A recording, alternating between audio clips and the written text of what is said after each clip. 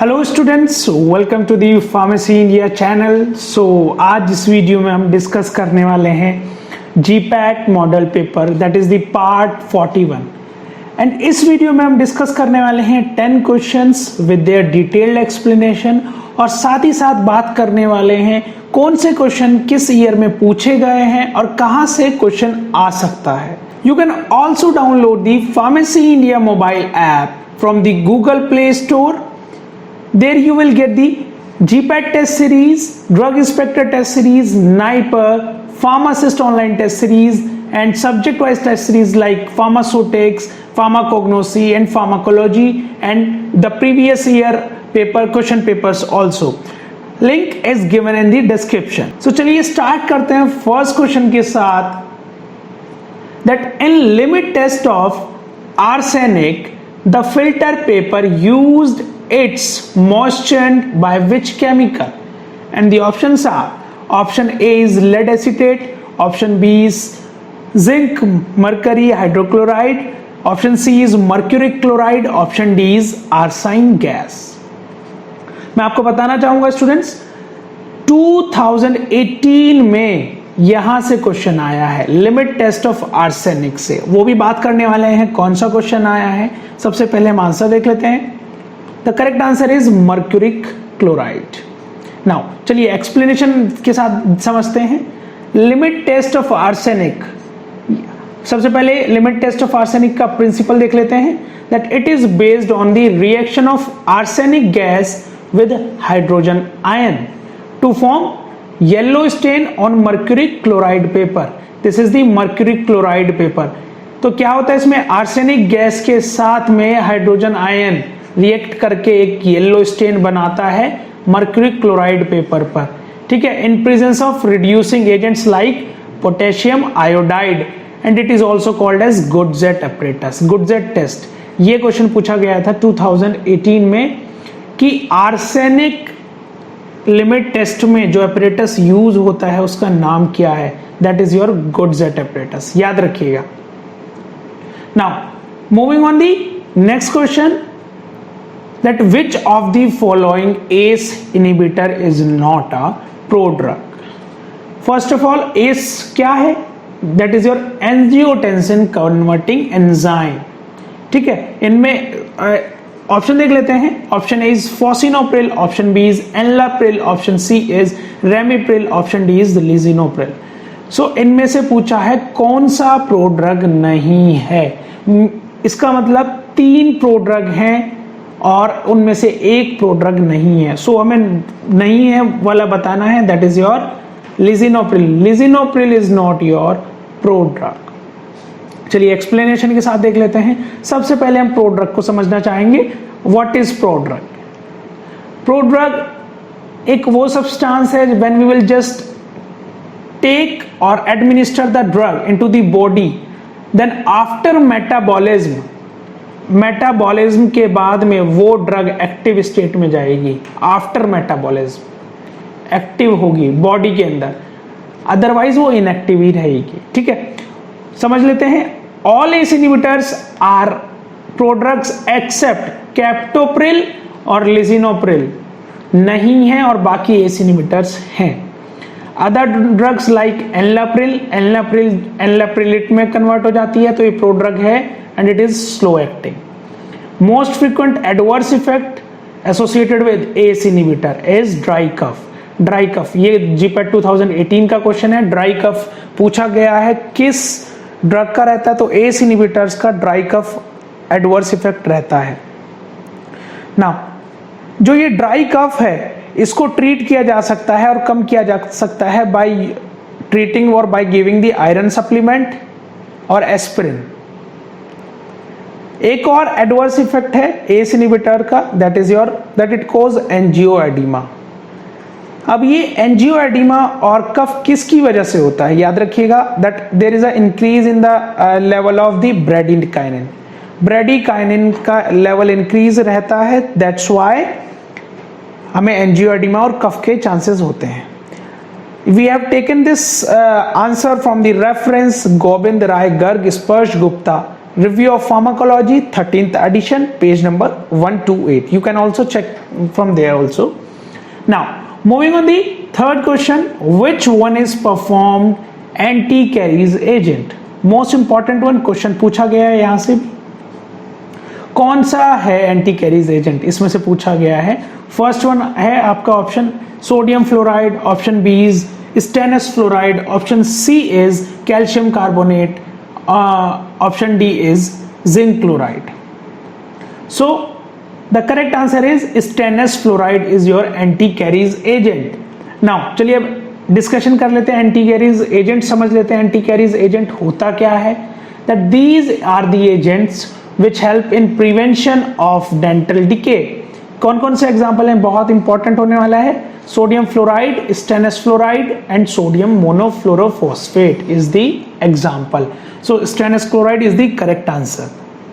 Now moving on the next question, that is fourth, which immunoglobulin is responsible for primary immunoresponse? And the options are, option A is IgA, option B is IgE, option C is IgD, option D is IgM. So कौन सा immunoglobulin responsible है primary immune response के लिए? So the correct answer is the IgM. IgM is the immunoglobulin which is responsible for primary immune response. चलिए discuss कर लेते हैं detail में सारे इम्यूनोग्लोब्यूल्स को, बहुत ही इंपॉर्टेंट होने वाला है. कभी कभी क्वेश्चन पूछ लिया जाता है, नाइपर और जीपैट और फार्मासिस्ट में भी पूछ लिया जाता है. चलिए बताते हैं कहां से पूछा जाएगा. It is the main antibody in the secondary response. याद रखिएगा, प्राइमरी रेस्पॉन्स के लिए IgM है, सेकेंडरी रेस्पॉन्स के लिए IgG है. Opsonize bacteria, making them easier to phagocytose, and fixes complement which enhances bacterial toxin and virus crosses the placenta. ये भी एक important point है, it crosses the placenta, ये भी याद रखिएगा. IgA की बात करें, secretory IgA prevents attachment of bacteria and viruses to mucous membrane, does not fix complement.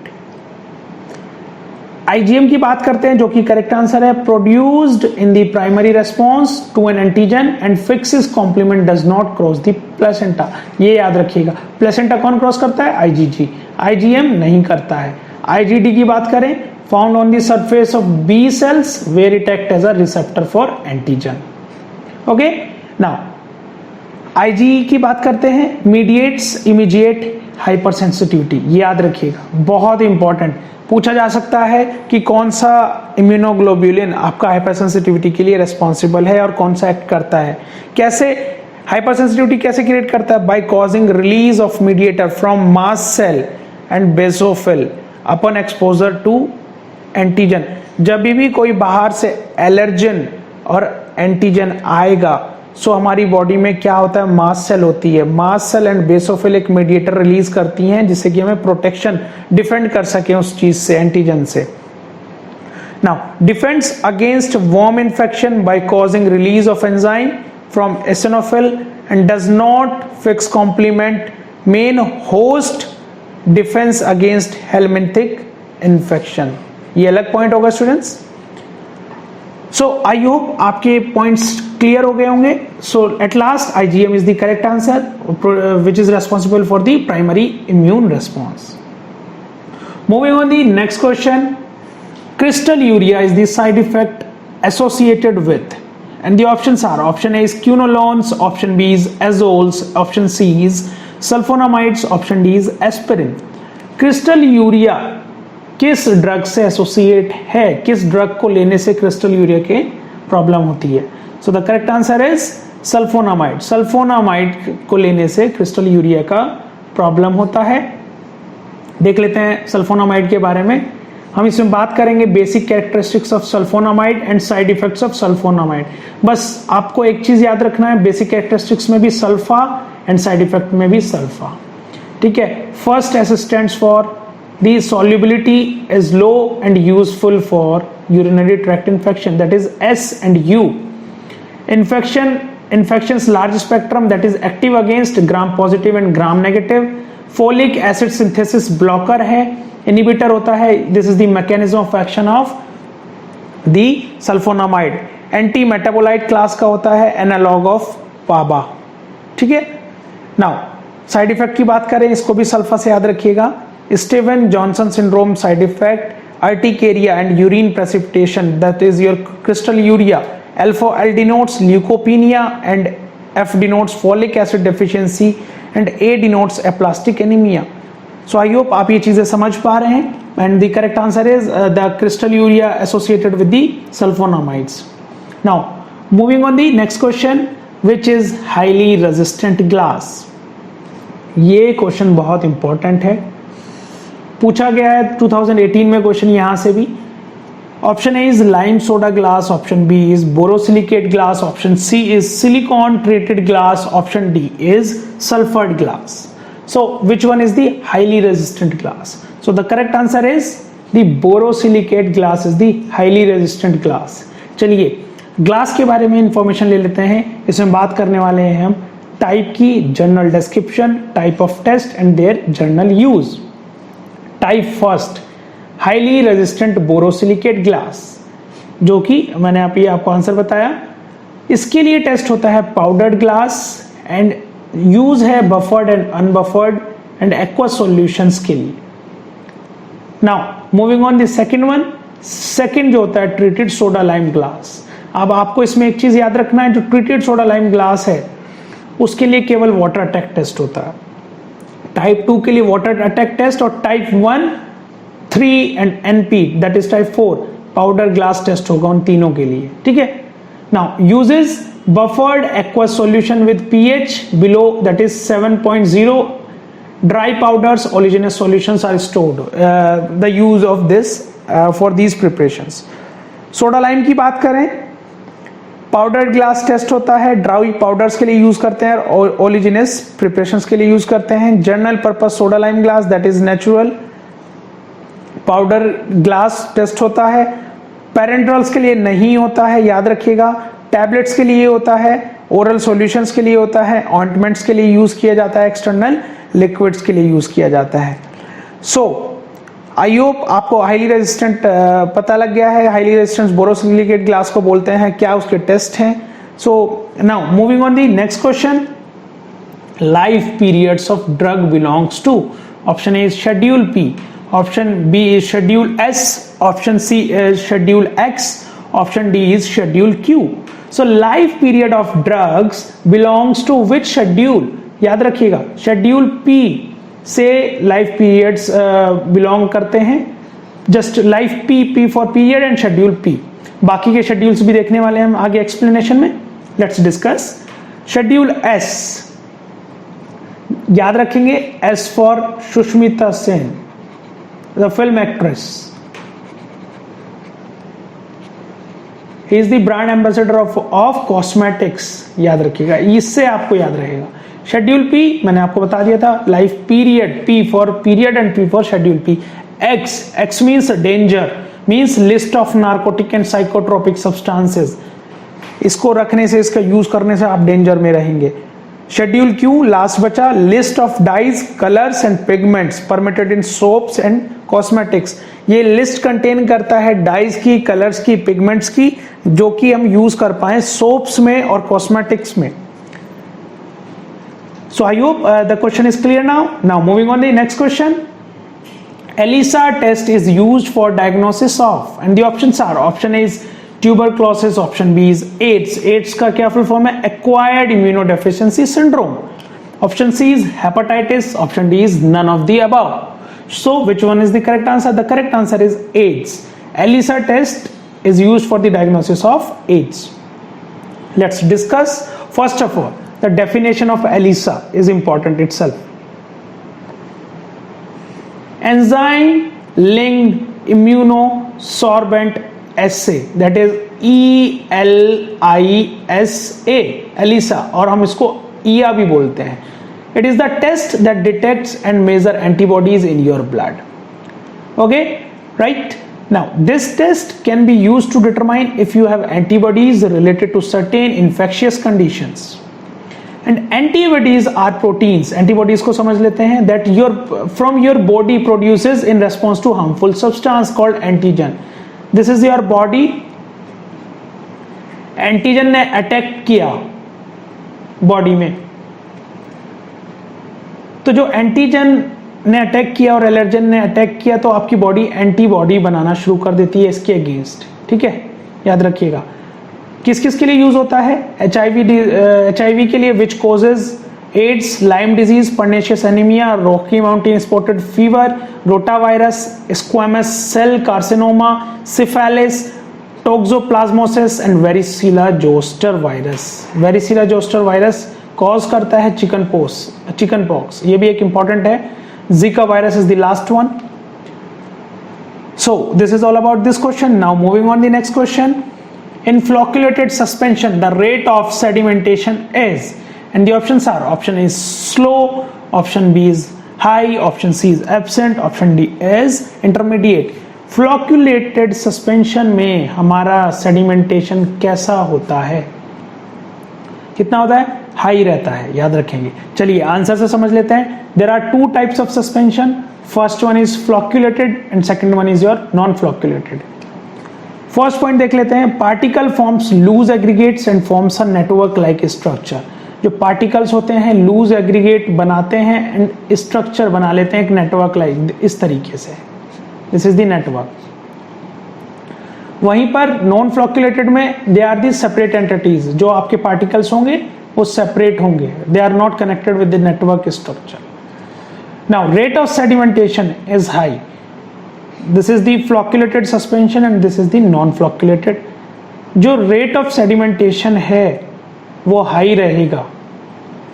किसका? flocculated suspension का। non-flocculated का low रहेगा, मतलब बहुत धीरे से sediment होगा, बहुत लेट से होगा।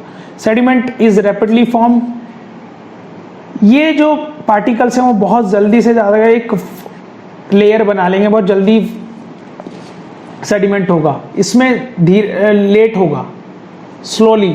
Sediment is loosely packed and does not form a hard cake. जो फ्लोक्युलेटेड सस्पेंशन का है, पार्टिकल्स सेडिमेंट होंगे और लूजली पैक रहेंगे। क्यों लूजली पैक रहेंगे? जिससे कि जब हम कोई सस्पेंशन जब डॉक्टर हमें प्रेस्क्राइब करता है, याद रखिएगा, तो उसमें बोलता है कि just shake well before use, means जो उसके पार्टिकल्स हैं वो रीडिस्पर्स हो जाएं और आप एक्चुअल अमाउंट ले सकें ड्रग का और सस्पेंशन का। सेडिमेंट में इजी टू रीडिस्पर्स, यही बात बोला मैंने आपको, शेक वेल बिफोर यूज वाला रीडिस्पर्स हो जाए। इसमें क्या होता है? रीडिस्पर्स होने में बहुत प्रॉब्लम करता है। Suspension is not pleasing in appearance, अच्छा नहीं लगता दिखने में, नॉन फ्लोक्युलेटेड लगता है। The floccules stick to the side of the bottles, जो फ्लोक्यूल्स हैं वो बॉटल्स की साइड में स्टिक हो जाते हैं, इसमें नहीं होते हैं नॉन फ्लोक्युलेटेड में। So mostly we prefer the flocculated suspension, it is the ideal suspension. Now this is all about this question. Now moving on the next question, side chain present in cardenolide glycoside. It is very beautiful question, इसके through आपका concept clear करने वाला हूं मैं glycosides का, cardiac glycosides का।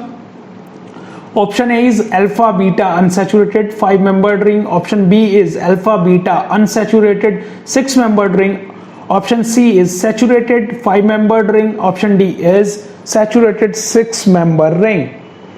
So जो side chain present रहता है कार्डिनोलाइड में वो कौन सा रहता है? The correct answer is alpha beta unsaturated 5-membered ring.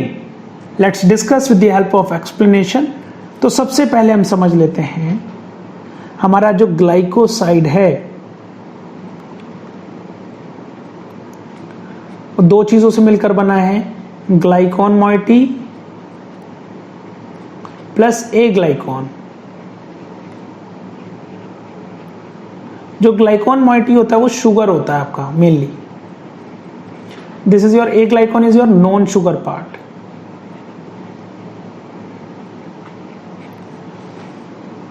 सो जो ए ग्लाइकॉन मॉइटी है कार्डियक ग्लाइकोसाइड में इज स्टेरॉयडल मॉइटी।